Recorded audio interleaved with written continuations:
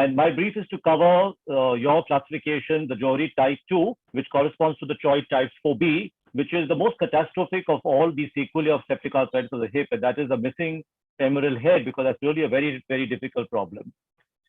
So that can happen either because of septic arthritis of the hip, which results in destruction of the femoral head because of the enzymatic proteolysis of the cartilage, or as in this case, as you can see, there's been an extension of the osteomyelitis of the metaphysis going down into the shaft and up into the metaphysis of the femur, causing a destruction of the femoral head. And you can see over time, over a period of a few weeks, how the entire femoral head gets resolved and destroyed because of the infection which has progressed from the metaphyseal focus.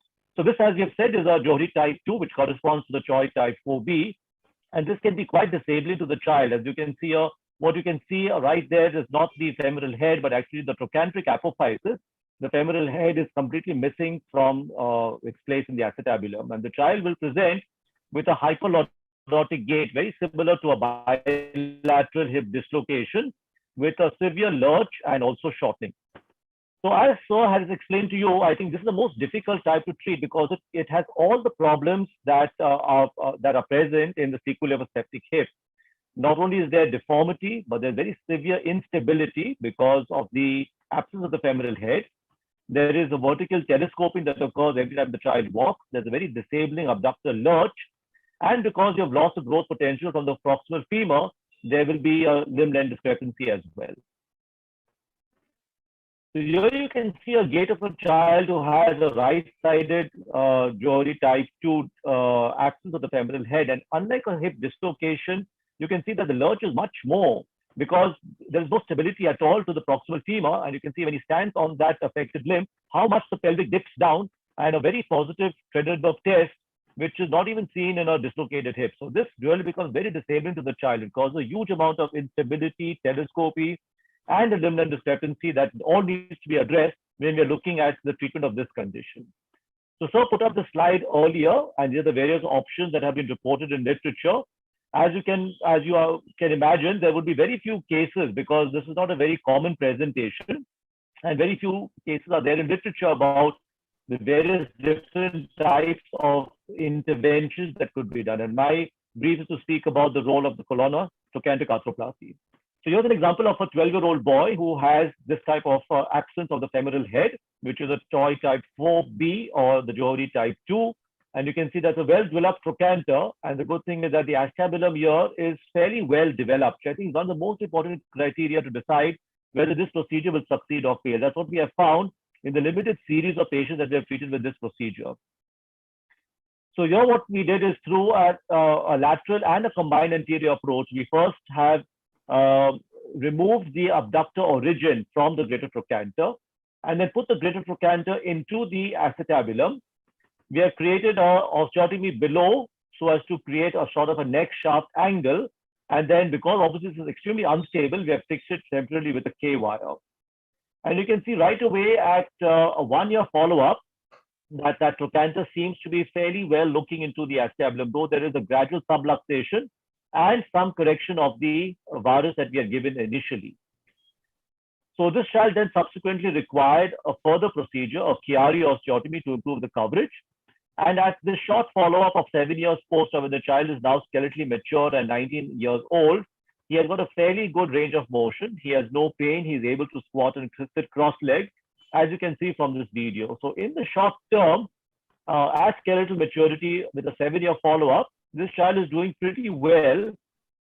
I don't know how long this hip will last. Obviously, at some point, the child will need a hip replacement surgery, but we have been able to buy some time at least with this procedure.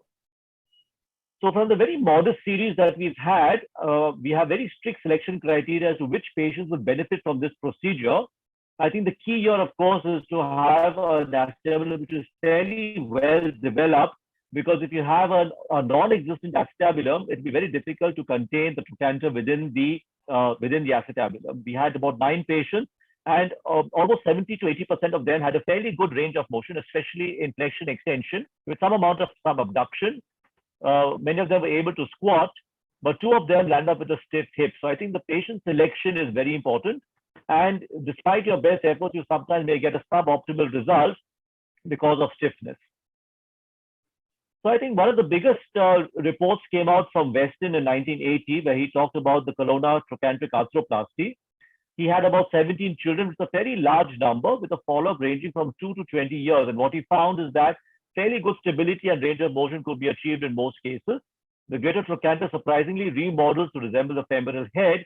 But one problem that we have also faced is to see the gradual subluxation that tends to occur as the child grows. According to him, the best results are seen in children nearing skeletal maturity.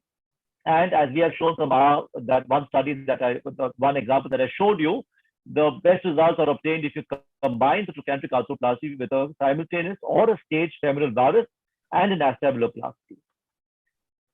So this is again another case of ours where you can see that how well the greater trochanter has remodeled, almost looking like the femoral head over a follow-up of about 4 or 5 years. So this is a worthwhile procedure to do when you have all the criteria that are fulfilled for trochanteric arthroplasty.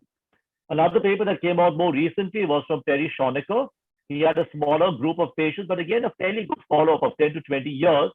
And conversely, he showed here that most of his patients are in fact younger at 2.5 years.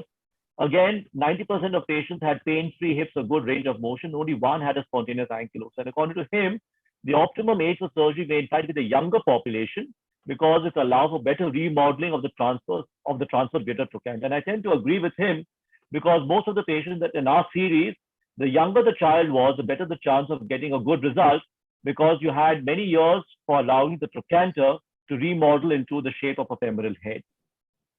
So the advantages of this procedure, to my mind, is that at least in the short or medium term, a fairly stable, painless, and functional hip can be obtained.